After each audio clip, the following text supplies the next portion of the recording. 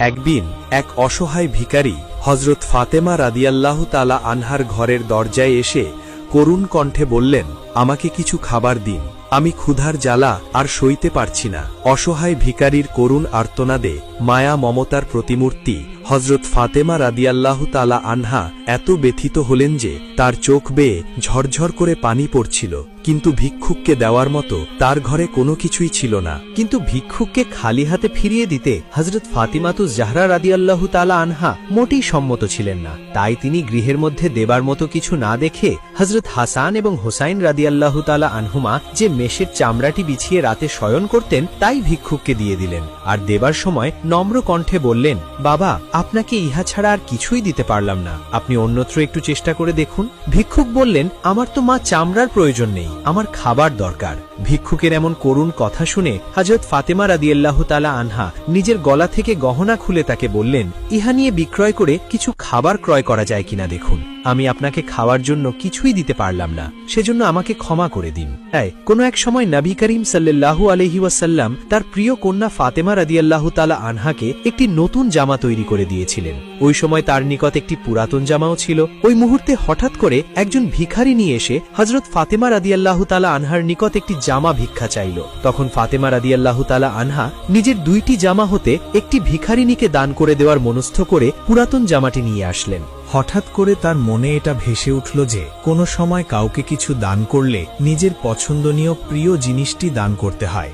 আদর্শের প্রতীক হযরত ফাতেমা রাদিয়াল্লাহু তাআলা আনহার হৃদয়ে এমন কথা ভেসে ওঠা মাত্রই পুরাতন জামাটি রেখে রাসূলুল্লাহ সাল্লাল্লাহু আলাইহি ওয়াসাল্লামের দেওয়া নতুন জামাটি ভিখারিনীকে দিয়ে দিলেন। তার এমন অপূর্ব দানের প্রতিদানে রহমানুর রহিম আল্লাহ তাআলা তার জন্য হযরত জিবরাইল আলাইহিস সালামের মারফতে একটি বেহেশি রেশমি জামা পাঠিয়ে দিলেন। একদিন হযরত ফাতেমা রাদিয়াল্লাহু তাআলা আনহার ঘরে খাবার মতো কিছুই ছিল না। সেদিন হযরত আলী রাদিয়াল্লাহু তাআলা আনহু অনেক চেষ্টা করে কোনো কাজের সন্ধান মেলাতে পারেননি। সন্ধ্যার সময় মলিন মুখে গৃহে ফিরে আসলেন। হযরত আলী রাদিয়াল্লাহু তাআলা আনহু ফাতেমা রাদিয়াল্লাহু তাআলা আনহাকে কিছু না বললেও ফাতেমা রাদিয়াল্লাহু তাআলা আনহার বুঝতে বাকি রইল না, যার কারণেই ফাতেমা রাদিয়াল্লাহু তাআলা আনহা বললেন, আপনার মলিন মুখ দেখে আমি সহ্য করতে পারছি না। আপনি কাজ মেলাতে পারেননি বলে মনের দুঃখ নেবেন না, আমি কষ্ট করতে সম্মত আছি, তবে এভাবে কাজের জন্য না ঘুরে তার চেয়ে ছোটখাটো একটা ব্যবসা বাণিজ্য করতে পারলে অবশ্যই ভালো হতো। ফাতেমা রাদিয়াল্লাহু তাআলা আনহার কথা শুনে আলী রাদিয়াল্লাহু তাআলা আনহু বললেন, আমার তো এরকম একটি মনোভাব ছিল, কিন্তু মূলধন তো নেই, মূলধনের ব্যবস্থা করতে পারছি না বলেই এরকম দিন মজুরি করার জন্য আমাকে ঘুরে বেড়াতে হয়। হযরত আলী রাদিয়াল্লাহু তাআলা আনহুর কথা শুনে হযরত ফাতেমা রাদিয়াল্লাহু তাআলা আনহা বললেন, আমার দুলাভাই ওসমান রাদিয়াল্লাহু তাআলা আনহু তিনি একজন বিরাট ধনী মানুষ, তার কাছে কিছু টাকা মূলধন হিসাবে চেয়ে দেখতে পারেন। যদি কিছু টাকার ব্যবস্থা করতে পারেন তাহলে যে কোনো একটা ব্যবসা শুরু করে দিন। হযরত ফাতেমা রাদিয়াল্লাহু তাআলা আনহার কথায় হযরত আলী রাদিয়াল্লাহু তাআলা আনহু সম্মত হলেন। যাই হোক, হযরত ফাতেমা রাদিয়াল্লাহু তাআলা আনহার কথা অনুযায়ী পরের দিন সকালে উঠে হযরত আলী রাদিয়াল্লাহু তাআলা আনহু ওসমান রাদিয়াল্লাহু তাআলা আনহুর বাড়ির দিকে রওনা হলেন। কিছু পথ অতিক্রম করার পরেই তিনি দেখতে পেলেন একজন অপরিচিত ব্যক্তি একটা উট নিয়ে রাস্তার মাঝে দণ্ডায়মান রয়েছেন। লোকটি হযরত আলী রাদিয়াল্লাহু তাআলা আনহুকে দেখা মাত্রই বলে ফেললেন, ভাই, আপনি কি এই উটটি খরিদ করবেন? তখন হযরত আলী রাদিয়াল্লাহু তাআলা আনহু বললেন, মনের একান্ত ইচ্ছা থাকলেও উট কেনার মতো অর্থ আমার কাছে নেই। তখন লোকটি বললেন, আমাকে আপনি না চিনলেও আপনাকে আমি অবশ্যই চিনেছি। আপনি হলেন বিশ্বনবী সাল্লাল্লাহু আলাইহি ওয়াসাল্লামের জামাতা হযরত আলী রাদিয়াল্লাহু তাআলা আনহু। আপনি যদি 100 দিরহামের বিনিময়ে এই উটটি কেনার আশা করেন তাহলে আমি আপনাকে বাকিতে দিয়ে দেব। আপনি আপনার সুযোগ মতো বিক্রয় করে আমার প্রাপ্য অংশ আমাকে ফেরত দিয়ে দেবেন। ঠিক ওই লোকটির কথা মতো হযরত আলী রাদিয়াল্লাহু তাআলা আনহু 100 দিরহাম মূল্য ঠিক করে বাকিতে উটটি ক্রয় করে নিলেন।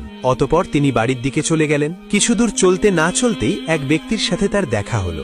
সে বলল, হে ভাই হযরত আলী, আপনার এই উটটি আমার কাছে বিক্রয় করবেন কি? তখন হযরত আলী রাদিয়াল্লাহু তাআলা আনহু বললেন, হ্যাঁ, আমি এই উটটি বিক্রয় করব। এ কথা বলার পরই হযরত আলী রাদিয়াল্লাহু তাআলা আনহু সেই লোকটির নিকট 150 দিরহাম মূল্যের বিনিময়ে উটটি বিক্রয় করে দিলেন। লোকটি উট নিয়ে চলে গেলেন আর হজরত আলী রাদিয়াল্লাহু তাআলা আনহু মনের খুশিতে বাড়ির দিকে রওনা হলেন। এমন সময় হঠাৎ করে প্রথম ব্যক্তি সেখানে উপস্থিত হয়ে, অর্থাৎ যে ব্যক্তি বাকিতে উট বিক্রয় করেছিলেন, তিনি এসে বললেন, হে ভাই হজরত আলী রাদিয়াল্লাহু তাআলা আনহু, আপনি কি আপনার উট বিক্রয় করেছেন? তখন হজরত আলী রাদিয়াল্লাহু তাআলা আনহু বললেন, হ্যাঁ ভাই, উটটি আমি 150 দিরহামের বিনিময়ে বিক্রয় করেছি। হজরত আলী রাদিয়াল্লাহু তাআলা আনহুর কথা শোনা মাত্রই লোকটি বললেন, আমার প্রাপ্য 100 দিরহাম আমাকে ফেরত দিয়ে দিন। তখন আলী রাদিয়াল্লাহু তাআলা আনহু 100 দিরহাম দিয়ে দিলেন এবং লাভের অবশিষ্ট দিরহাম নিয়ে বাড়ির দিকে চললেন। কিছু পথ অতিক্রম করার পরই পথিমধ্যে রাসূলুল্লাহ সাল্লাল্লাহু আলাইহি ওয়াসাল্লামের সাথে হযরত আলী রাদিয়াল্লাহু তাআলা আনহুর দেখা হলো। হযরত আলী রাদিয়াল্লাহু তাআলা আনহু শ্বশুর আব্বা রাসূলুল্লাহ সাল্লাল্লাহু আলাইহি ওয়াসাল্লামের কাছে সবকিছু খুলে বললেন। তখন রাসূলুল্লাহ সাল্লাল্লাহু আলাইহি ওয়াসাল্লাম বললেন, হে আলী, তুমি কি চিনতে পেরেছ এই দুই ব্যক্তি কে ছিল? জবাবে হযরত আলী রাদিয়াল্লাহু তাআলা আনহু বললেন, হুজুর, আমি কাউকেই চিনতে পারিনি। তখন রাসূলুল্লাহ সাল্লাল্লাহু আলাইহি ওয়াসাল্লাম বললেন, তারা ছিল আল্লাহর পক্ষ থেকে ফেরেশতা। প্রথম জন ছিল হযরত জিবরিল আলাইহিস সালাম আর দ্বিতীয় জন ছিল হযরত মিকাইল আলাইহিস সালাম। হযরত ফাতিমা রাদিয়াল্লাহু তাআলা আনহার মনের আশা পূর্ণ করার জন্য বিশ্বপ্রভু আল্লাহ তাআলার নির্দেশে তোমার কাছে উট কেনাবেচা করতে হাজির হয়েছিলেন। যাই হোক, এখন তুমি তোমার লাভের টাকা দিয়ে খাবারের ব্যবস্থা করো। রাসূলুল্লাহ সাল্লাল্লাহু আলাইহি ওয়াসাল্লামের কথা শুনে হযরত আলী রাদিয়াল্লাহু তাআলা আনহু খুবই খুশি হলেন। অতঃপর মনের খুশিতে হযরত আলী রাদিয়াল্লাহু তাআলা আনহু ঘরে ফিরলেন। বাড়ি ফিরে সকল ঘটনা ফাতিমা রাদিয়াল্লাহু তাআলা আনহাকে খুলে বললেন, হে ফাতিমা, আমি আজ থেকে তোমার মনের ইচ্ছা অনুযায়ী ব্যবসায় হাত দিলাম। সর্বপ্রথমেই আমার কেনাবেচা হল হযরত মিকাইল এবং হযরত জিবরিল আলাইহিস সালামের সাথে। অবশ্য হযরত মিকাইল আলাইহিস সালাম এবং হযরত জিবরিল আলাইহিস সালামের সাথে কেনাবেচা শুরু হওয়ায় হযরত ফাতেমা রাদিয়াল্লাহু তাআলা আনহাও খুবই খুশি হলেন। অতঃপর তারা বিশ্বপ্রভু আল্লাহ তাআলার দরবারে অগণিত শুকরিয়া আদায় করে ব্যবসার মঙ্গলের জন্য আল্লাহ তাআলার কাছে প্রার্থনা করলেন। একদা রাতের বেলা হযরত ফাতেমা রাদিয়াল্লাহু তাআলা আনহা পিতা হযরত মুহাম্মদ সাল্লাল্লাহু আলাইহি ওয়াসাল্লামের সাথে সাক্ষাৎ করার জন্য ইচ্ছা পোষণ করে ঘর হতে বের হলেন। তখন দেখতে পেলেন বাড়ির প্রবেশপথেই একটি উট দাঁড়িয়ে আছে। হযরত ফাতেমা রাদিয়াল্লাহু তাআলা আনহাকে দেখা মাত্রই উটটি মানুষের জবানে স্পষ্ট ভাষায় বলল, হে নবী করিম সাল্লাল্লাহু আলাইহি ওয়াসাল্লামের কন্যা, আমার সালাম গ্রহণ করুন।